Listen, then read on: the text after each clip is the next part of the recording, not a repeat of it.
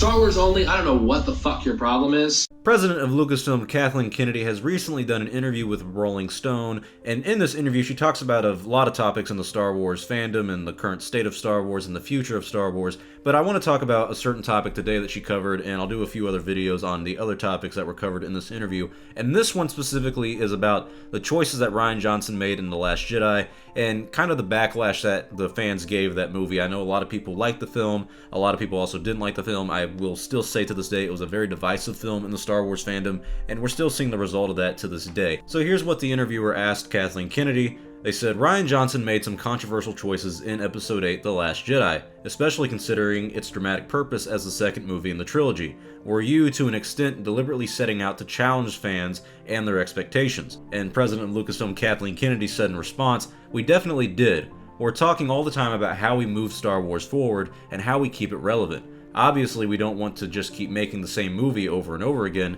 so I agree with you. I mean, I love what Rian did. It's an absolutely wonderful movie. I think he's an extraordinary filmmaker, and I really appreciated the bold moves that he did make. I think people forget that, especially when you're doing a trilogy structure, the first movie is setting things up, the second is usually the conflict, and the third is the resolution. So you're bound to have that second movie, much the same way Empire Strikes Back was probably the darkest and most dramatic of the three. We talked about it with Indiana Jones. You know, we did Raiders of the Ark, and then we did Temple of Doom, which was dark and created a lot of controversy, and people were surprised at that, where it went with the storytelling. But frankly, that's the whole point.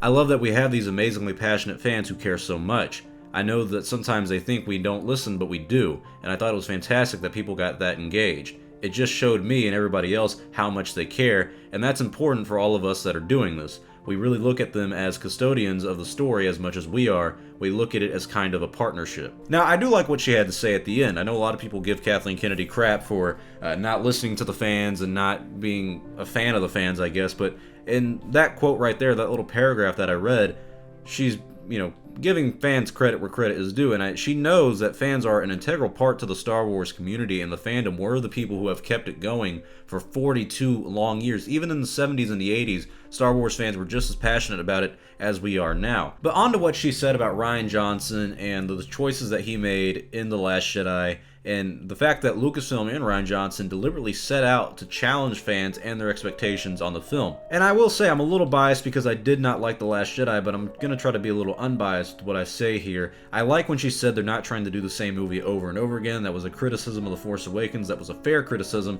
But The Force Awakens did its job on building up the hype for the rest of the trilogy and wanting us to see where the story of Luke Skywalker goes next. And that's where I think a lot of the problems with The Last Jedi came out of. You have the main character of the original trilogy, Luke Skywalker, the little farm boy that grew up to be the great hero of the story, becomes a failure and a recluse and the main problem of the story, where he's inconsistent in The Last Jedi. He's always switching his mind on what he wants to do, if the Jedi should live, if they shouldn't, if he'll train Rey, if he won't. He isn't the character that we knew. And you're not supposed to be the same person, but if you're going to do the Walter White arc where the good guy becomes the bad guy, you need to see that transition. You see Walter White slowly become obsessed with becoming a very controlling person and running his little drug empire in the Breaking Bad show. You don't see that with Luke. He just instantly goes in and tries to kill his nephew at night, and he's willing to kill his nephew, but he's not willing to kill Darth Vader. And if it's the same arc as Darth Vader and his nephew Kylo Ren, then it's the same arc, and that also is repeating the story, and it's doing the same movie and over again.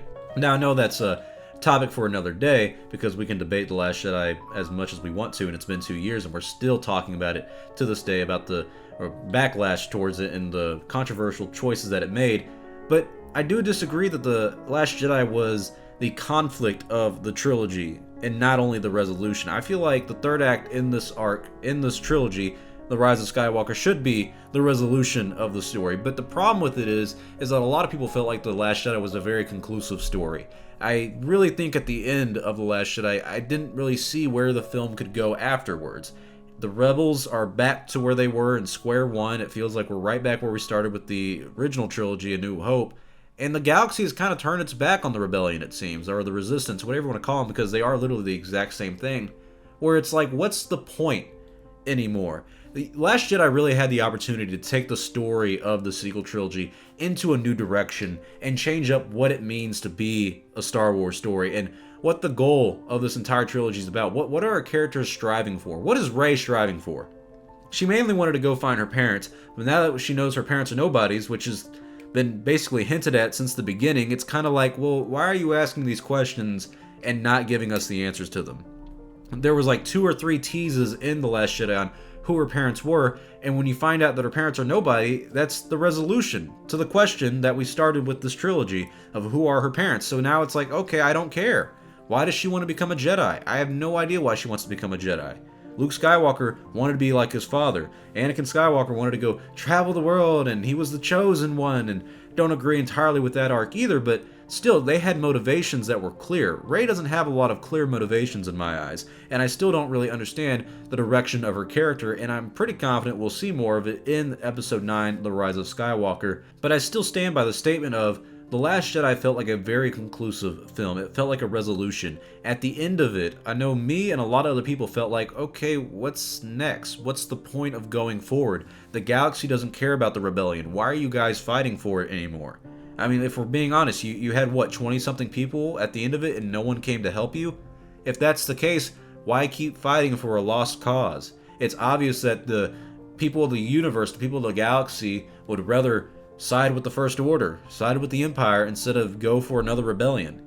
I mean, what do we expect is going to happen in Episode 9, The Rise of Skywalker? The rebellion's going to defeat the First Order? Rey and Kylo Ren are probably going to team up and defeat Palpatine? Which would be repeating the story of the original trilogy, but maybe not following the exact same plot, because remember, story and plot are different. But I don't know. I'm not a fan of The Last Jedi still. I know a lot of other people aren't. I think it's time we do move on, and I am hoping that The Rise of Skywalker does make us look back at The Last Jedi with the new set of eyes and go, oh, okay, I see what you were going for, at least, and hopefully it makes the story make a little more sense in The Last Jedi. But I don't think The Last Jedi was the conflict-only movie. I think it was a conflict and resolution story that also diminished a lot of the original trilogy story that we were originally fond of back in the 70s and the 80s. But tell me your thoughts below. What do you guys think about Kathleen Kennedy and her statements about The Last Jedi being a controversial film and that they were intentionally setting it up to be something that challenges the fans' expectations? And also, what do you think about what she said about the fans? I do like what she said there, that she likes the fan base that's very passionate and that they are listening. I think that's something that a lot of people are going to just gloss over and ignore and kind of make it a minute statement and say, oh, it doesn't matter what she says because they did this and whatnot. You got to take people at their word. At some point, we got to be calling a spade, and I will give credit where credit is due. I like what she said about the fan base and the fans. I just don't agree with her take on The Last Jedi. But I know she is a fan of Rian Johnson's work, and so it's understandable. But tell me your thoughts below on Star Wars Only. Hope you guys enjoyed this video. I'll see y'all next time, and may the Force be with you always.